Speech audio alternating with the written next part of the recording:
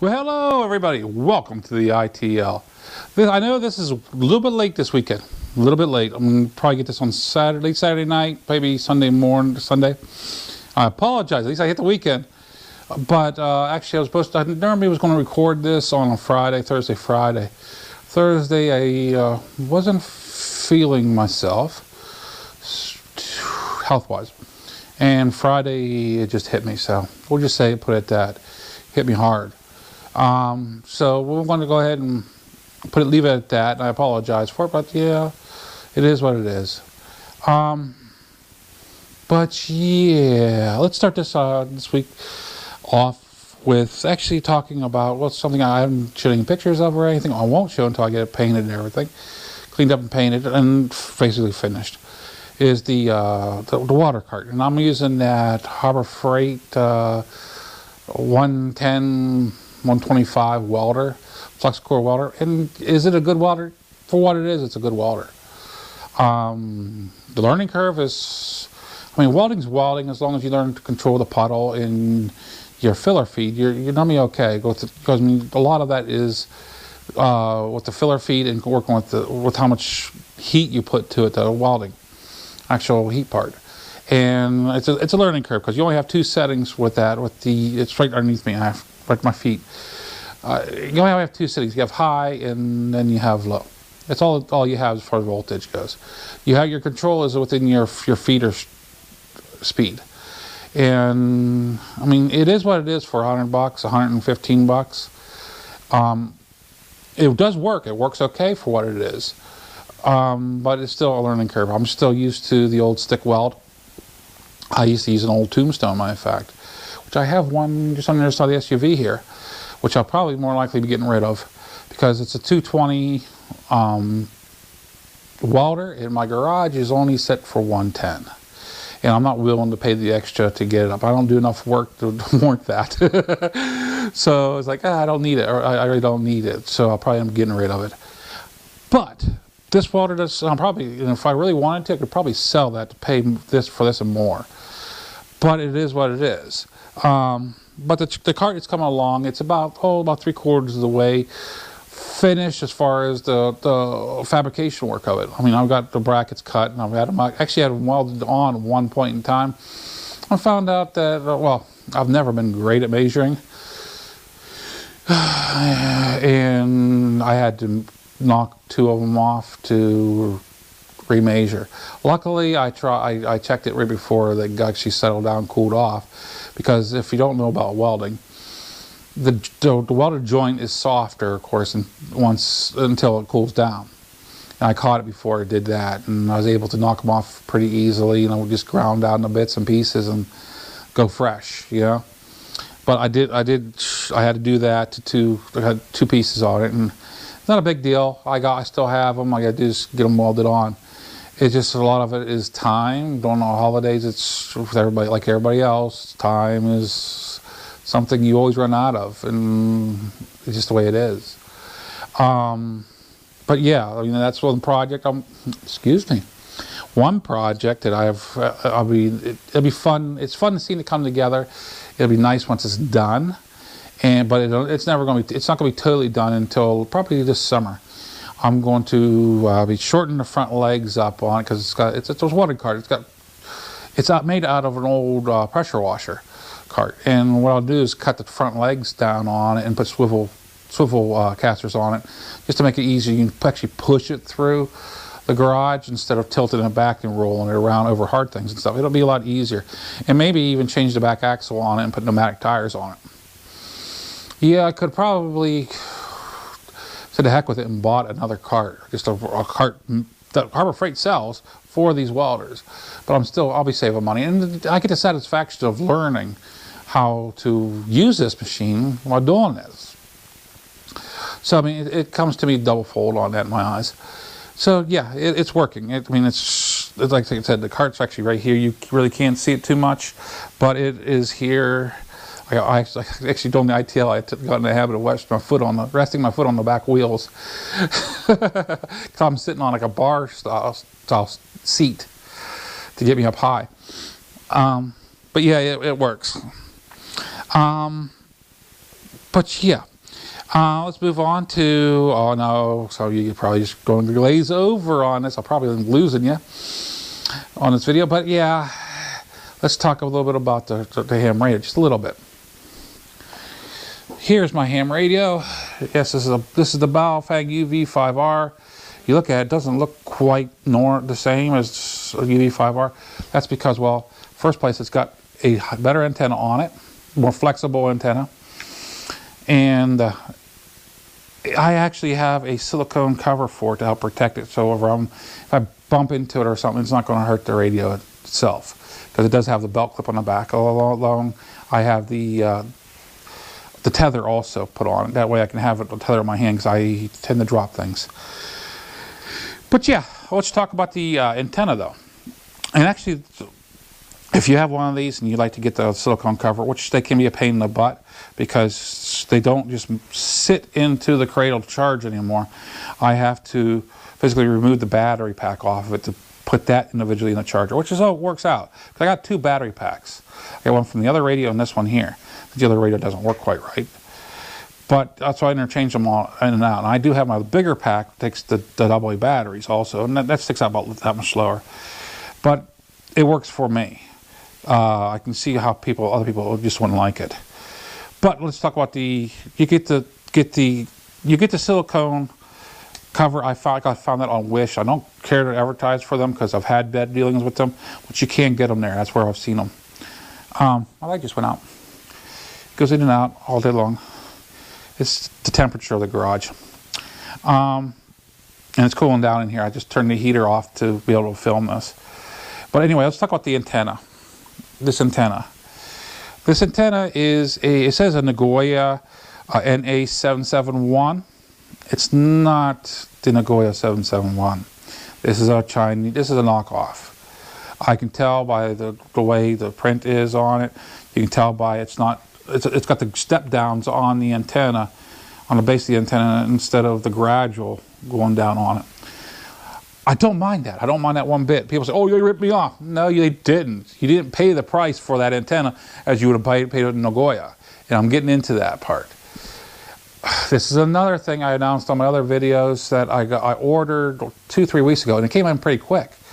I ordered this online through Wish, and like I said, 2-3 weeks I got it in.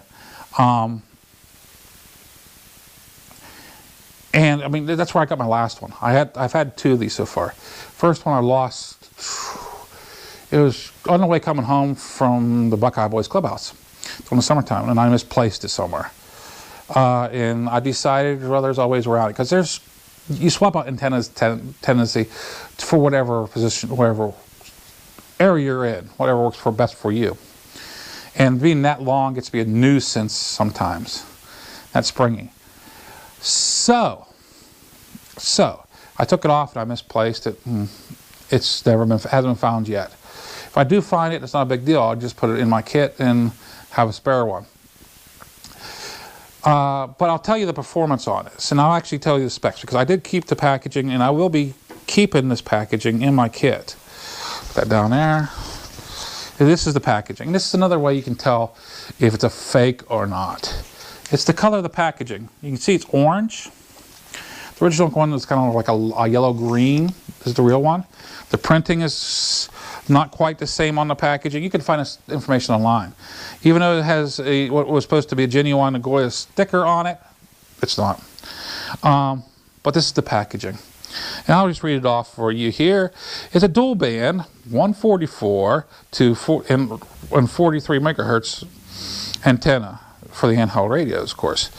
The gain on it is at 144, it's 2.15 dB.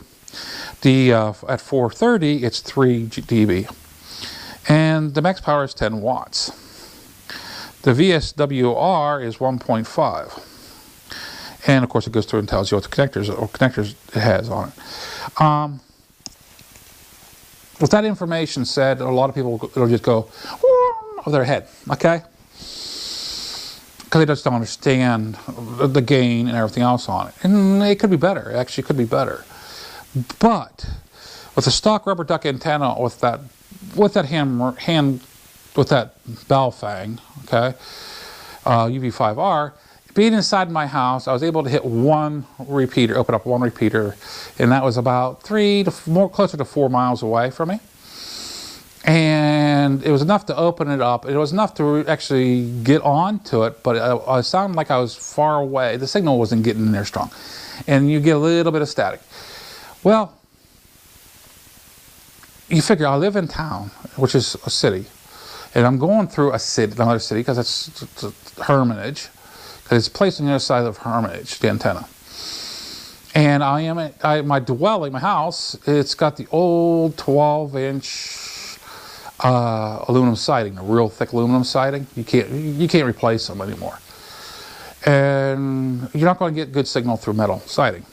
There's no way. But still, I was getting 3 to 4, almost 4 miles out.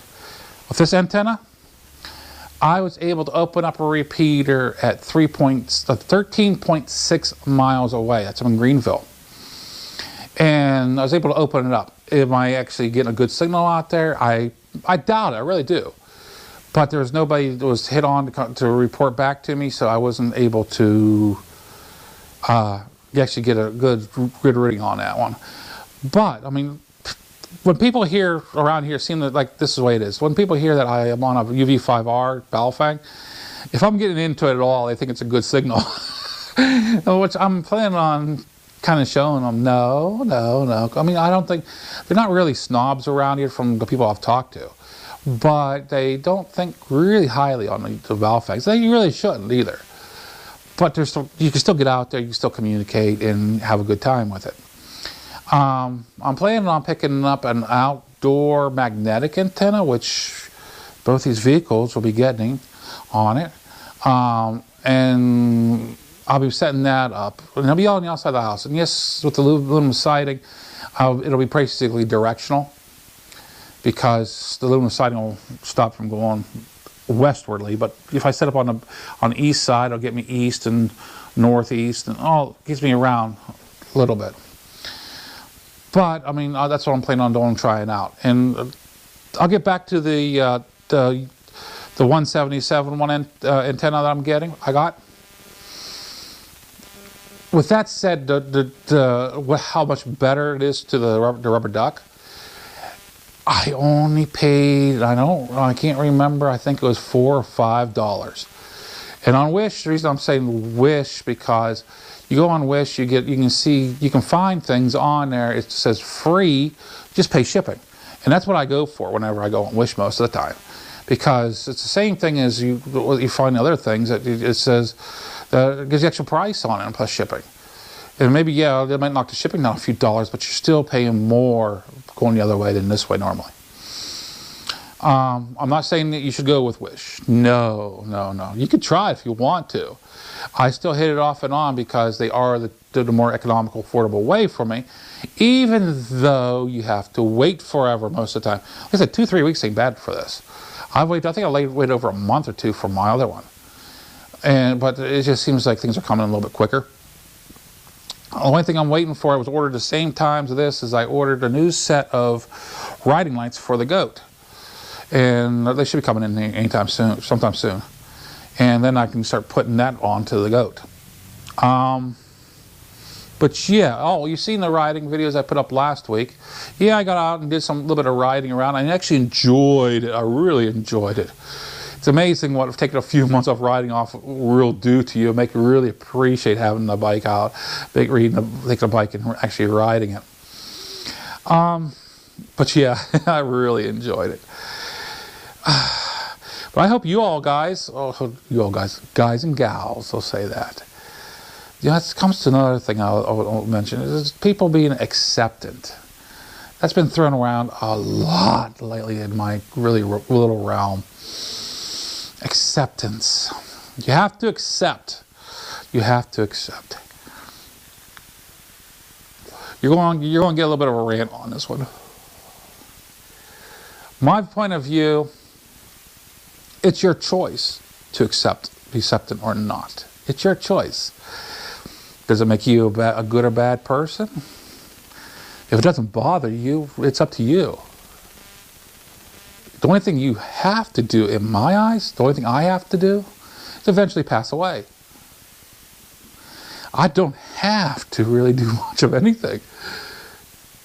That's my view of things. I choose to do things. It's all choice.